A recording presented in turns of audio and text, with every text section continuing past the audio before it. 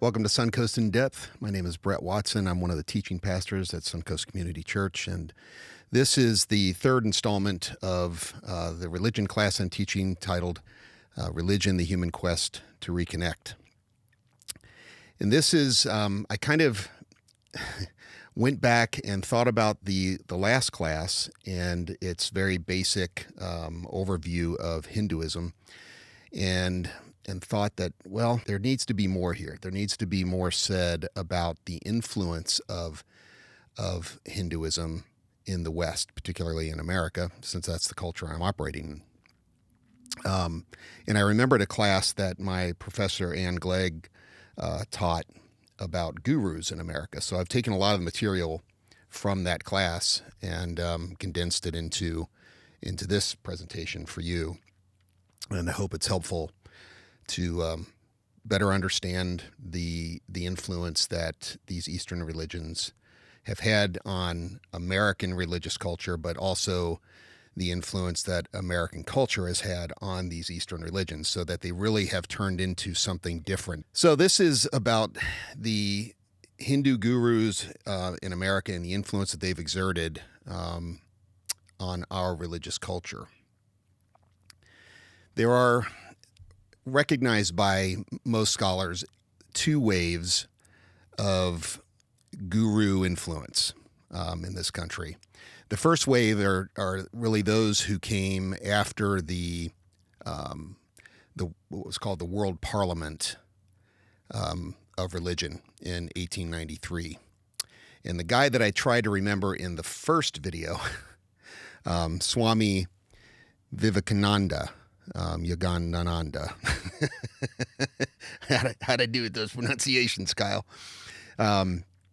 Is the guy that said, well, you claim to be monotheist, but we had monotheism before you did. He was one of the main speakers at the World Parliament of Religions, and he brought Hindu reformism and then tailored it to be even more Americanized. And so there were Buddhist speakers there at that parliament. There were other Eastern religions represented. And that is considered to be the beginning of the first wave of Eastern religious teachers in America. The second wave are those gurus that came in the 1960s. Especially after 1965, because that was when the Asian Immigration Act was passed, and Asians were much freer to immigrate here. So those are the guys. We're going to actually take a look at two of those guys in some detail and emphasize their influence. They did. When they came here, they attempted to preserve some tradition, but there was a lot of innovation that took place too, as we'll see as we go through this. And some, like we see in any religion, have been kind of blighted with scandal as well. So let's first consider what we mean when we say guru. So these are some contemporary definitions that my professor gave us. And the first one is a Hindu spiritual teacher or head of a religious sect. The second, an influential teacher, a mentor, or a pundit. A lot of us think of people that way, and we may label them as gurus, people that have had powerful influence in our lives and taught us things that we consider valuable. We may refer to them as a guru. The other one that's here is kind of akin to that, an expert in a particular field, especially one frequently called upon in public to give his or her opinion. So you may hear somebody referred to as a guru because of their expertise in engineering even. He's the guru of engineering or whatever. But we're going to be focused on those religious gurus that came from, specifically in this class, the Hindu tradition. There are a number of books that have been written about the guru kind of wave of gurus, especially those that came in the second wave, Gurus in America. This is a book that was edited, a series of essays that were edited to kind of show in their study how these Hindu gurus were changed. Not only they were changed by American culture, and how they had an impact here. And what they found in the summary, in the introduction, they kind of summarized the trends across the case studies that they include, the essays that they include in this book. And that is the democratization of traditional models of Hindu spiritual practice and belief. Teachings become widely distributed without authority from an institution or an institutional leader. Transmission of their ideas, their beliefs, are no longer exclusive to a teacher and a student. It's not individualized anymore. It becomes kind of a mass or group initiation, the way we see more with Western religions like Christianity and Islam. It doesn't necessitate a personal relationship with the guru. And then, of course, you have the entrepreneurial influence of America and its commodification of things, and capitalism and so on comes into play. And then more positively, I guess, from a spiritual standpoint, you have technological innovation that comes into play with these formerly traditional models. And Gurus in America is a good collection of essays that outline that kind of information if you're interested in more. Lola Williamson, she's also a professor, and she wrote a book called Transcendent America that looks at the meditation movements that were inspired by Hinduism. In fact, she would say that the influence that Hinduism has had in America, and those sects that grew up out of that influence, really should be seen as Hindu-inspired, but separate sects that are not just exclusively Hindu. And so maybe a lot of us could better relate to the term New Age. You'll see a lot of, if you go into a New Age bookstore, you're going to see a lot of these second wave gurus highlighted, and their books on the shelves. And you'll see others that probably belong to a third wave that are American born. So we'll talk more about that in a minute. But if you have had any experience with New Age spirituality, that the influence comes from the Eastern religions. Much of the influence comes from that. And then you'll also have influence from American religious culture, which is largely Christian, of course, and it has turned these into their own kind of religious movement. So let's take a look now at one of the more influential gurus of the 1960s, that second wave that I referred to. Maharishi Mahesh Yogi. It's difficult to look at his biography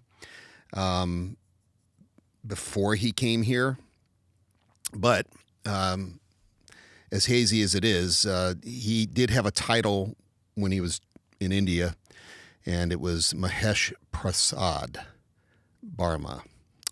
He was born in 1918, and he came to America at a really important time. So why was he so successful? Well, because he came at the beginning of the countercultural revolution.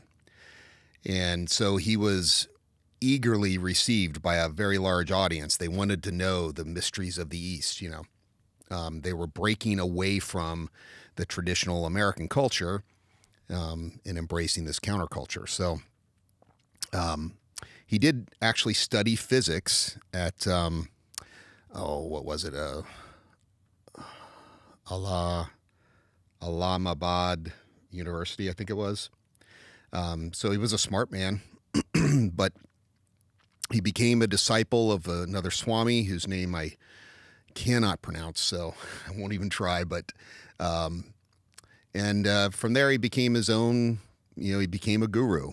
They reach a place of siddha, which is basically enlightenment, and then they become teachers themselves, gurus themselves. So, but Maharishi Mahesh is probably the most famous, as I mentioned, of these second wave gurus because of his celebrity status, which he gained when the Beatles actually visited his ashram in India and studied transcendental meditation under him. So this was huge, and this happened in 1968, and all of a sudden, this guru who was relatively well known in back home now was globally famous because of his association with the Beatles, and his critics would say that he way overplayed his association with the Beatles. But others say that this is a natural thing, including George Harrison of the Beatles said that, hey, what do you expect the guy to do? We didn't ask this of him, but of course he's going to run with it. So he wants to spread his influence. So anyway, this was a very famous guru. It's interesting that the movement that he started, transcendental meditation, began as something that was very religion-based, right? So it had spiritual emphasis. In fact, I'll put up a picture here of an ad from 1977 even in a New York newspaper promoting TM. And in the ad, as you can see, it says it's touted as bringing supernatural powers, levitating the body at will, invisibility, supernormal sight and hearing. So you get these supernatural powers from transcendental meditation. But what has happened over the years, especially after he passed on, TM presents itself as a very evidence-based, scientific approach to meditation. And my personal opinion is that it's both. The truth is that there has been a lot of study of meditation, and transcendental meditation is one of those that was studied heavily. And it does have positive impacts on the mind and the body, and those are even measurable. So that is what is emphasized by the TM movement now. But the fact is that at advanced levels, the religious aspects of it come into play much more heavily. So they're still there. Anyway, so you can see the push and pull of the cultures on one another, right? Secularization in this free kind of liberal democracy, and the influences it has on the religion, and then the religion, pulling back and trying to reestablish some tradition and so on. All right, so the next guy is Swami Muktananda. This guy was also famous. He started an organization called Siddha Yoga. Yoga is a word that, for Western minds, we associate that with strip malls and leotards, but is exercise really. But the truth is that the yoga could be, it's kind of synonymous with religion. So there are four main yogas, as I remember them. Like, for example, Bhakti yoga is an emphasis on unconditional love, not on the physical. That's a different yoga. There are four main ones. In the Bhakti is one, and I can't remember the others. But it's interesting to look at them. The yoga means to unite, and the goal for the practitioner of yoga is to unite themselves with God, become enlightened, and escape the karmic cycle. So they're looking for moksha. They're, as I mentioned in the previous class, they're looking for liberation from that whole cycle of life, death, and rebirth, and so on. And so Swami Muktananda is one of those gurus that ended up having a lot of sway in the West. There's a large movement in the United States. He had quite a bit of influence in Europe as well, and a number of critics. So Muktananda was seen by his critics as a controlling kind of cult leader, cult in the negative sense, and you can, if you read some of his stuff, you might get that feeling that he is controlling. You may not. I got that feeling because I have been subjected to cult-like personalities in my own faith journey, and so it gave me the kind of the heebie-jeebies a little bit reading some of his stuff. So I put a quote in here. You do with it what you want, but I'd be curious in the comments if you shared your opinion of what you felt when you heard these words. So this is a quote from Baba Muktananda. Because the guru is filled with compassion, if you absorb yourself in him, compassion will also fill you. Immerse yourself in him with love and the feeling that he is your own. So, as I mentioned, I read stuff like this, and I kind of got the heebie-jeebies because of my own experiences. But if you're a Christian, you can't ignore the fact that Jesus said very similar things about himself. I am the vine, you are the branches. Anyone who abides in me, lives in me, or remains in me will live. Those who do not abide in me will break off. There'll be branches that are no good but for the fire. So religious leaders can sound like this, and obviously as a Christian, I don't look at Jesus as a cult leader in a negative sense. So I don't mean to disparage the guy, but I would be curious to see how people's reactions. So if you want to share yours in the comments, that'd be great. So Muktananda was very big into the practice of chanting. So he would strongly encourage his disciples to use chanting as a means to bring about, what's it called? It's Shaktipati, I think it's called. Shaktipati means like a power. And Muktananda was one of those guys that was known for his ability to impart Shaktipati. Or Shaktipat, maybe it is. Shaktipat, yes. That's what it is. Anyway, so what happens in Shaktipat, and this may be familiar to some of you who are from charismatic Christian backgrounds, is people would display a kind of reaction that are actually very similar to when a charismatic preacher comes forward or a Pentecostal preacher comes forward and prays for someone, and they maybe fall out in the spirit or they begin to tremble. You can see videos. There are different news organizations that followed his movement over the years, and so you can watch some of this on YouTube if you like. And anyway, so it's interesting to me, coming from a charismatic Christian background, or at least I had that influence in my own walk, to see the similarities.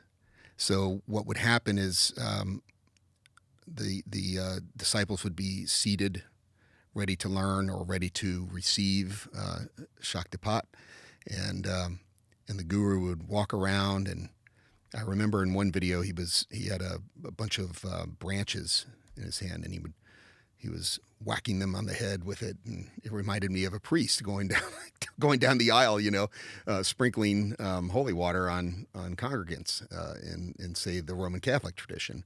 And so he's going around, he's smacking these people, and all of a sudden he would stop at one person, maybe that seemed more receptive, and he would press his thumb on their forehead, where a lot of Hindus consider the third eye to be, like right here. And he would just start to pray and chant over them. And some of them had these really kind of severe reactions to this Shaktipat, and displayed that physically, trembling, collapsing, fainting, whatever. So interesting to compare those things with different Christian traditions. And it's also interesting to me, studying religions, to see how, you have these this huge variation. I mentioned in the first class, the previous class, that Hinduism is so difficult to study because there's so much variety in Hinduism. And so this happens to be one of those many, many, many varieties of Hindu belief and practice. So Shaktipat is described as a kind of energetic infusion. So this energy that's spiritual, and it awakens the Kundalini energy. Maybe some of you are familiar with that terminology, which is made up of the chakra centers in the body. So it's sometimes depicted in Hinduism as a serpent coiled up at the base of the spine, and then comes up, and the different chakras are different types of spiritual energy in the human being. And so Shaktipat is the guru giving this jump start, if you will, to the Kundalini energy in each person, or in the disciple rather. All right, so Siddha Yoga does have more critics than Maharishi did, and his university, and that's because, or that's associated with, that criticism is associated with tantric practice. So what is tantric practice? It is the mystical, but not just mystical, it's the erotic side of Eastern religion. So you have tantric practice in Hinduism, you have tantric practice in Buddhism. I don't know if they have it in Taoism. I'm not sure, but I know it is fairly prevalent in some Buddhist sects and in Hindu sects. So tantric practice, it involves more than just sexual ritual, but that is the one that most people are interested in. So, in this kind of practice, the female is considered the embodiment, if you will, of Kali, which is the feminine divine energy, right? And so the genitals of a woman are worshipped. All of this because they believe that these rituals bring Shaktipat, bring power, a kickstart to Kundalini, spiritual energy. So this is frowned on. This practice is frowned on by more what you would consider orthodox Hindu movements. And so very often, as is the case with Muktananda, he practiced tantric in secret. So he did not want people to know that he was practicing these things. In fact, in public, he claimed himself to be a celibate monk. But the truth is that he was involved in sexual tantric practice with some of his female students, and some of those students were traumatized by that experience. Others said it was a great spiritual highlight. So, those who felt abused, they just call it that. They just say it was just sexual abuse. And then there are some of those women that came out and said that he was both enlightened. Muktatanda was by them considered enlightened, but also a sexual abuser. Anyway, that's some of the scandal that I spoke about earlier, especially around Muktatanda. He died, and when he died, the movement that he started fell into, as could be expected, this happens across religious boundaries. The question of succession came into play. He passed on the movement to two swamis, a brother and a sister. The sister, who I believe is the older of the two, is Guru Mayi, as she's known as, and she is currently the leader of Siddha Yoga. Her brother kind of fell into disrepute, or there was a lot of conflict between he and his sister over this whole issue, and so now Guru Mayi is the head guru of the organization. Her critics say that she intimidated her brother and kind of dethroned him as one of the successors to Muktatanda. There's a lot that you can read about Siddha Yoga, plenty of it on websites, their own website for that matter, and you can even find local organizations that practice Siddha Yoga. Maybe not the tantric practice, but although who knows? I haven't checked into that. So I made mention of these two waves, right, that began the guru movement and exerted its influence on American religious culture. But there is one that my professor in particular says that is kind of a third wave, although they refer to it in their book, Homegrown Gurus, as soil rather than waves, because it didn't come from somewhere else. It came from leaders that grew up under the influence of those Eastern leaders, but that were American born. And so they have a number of studies, case studies that they look at in their book that basically come to this notion of a third generation and the differences that we see. So through these case studies, they found that the simultaneous kind of pattern, right, that seems paradoxical at first, but the simultaneous pattern of both further innovation. So these American gurus grow up under their Eastern masters, and then they further innovate and Americanize or Westernize their movements. And but at the same time, what their studies showed is that they were also reaching back to ancient tradition and pulling more of that into it. So this is very recent work, and it's what's interesting about it, if you study culture, is the difference between modern culture and postmodern culture. Postmodern culture is known for its ability to integrate what seemed paradoxical in modernity. So you have both a return to ancient religious belief and practice, and at the same time you see them innovating it or tailoring it to their current culture.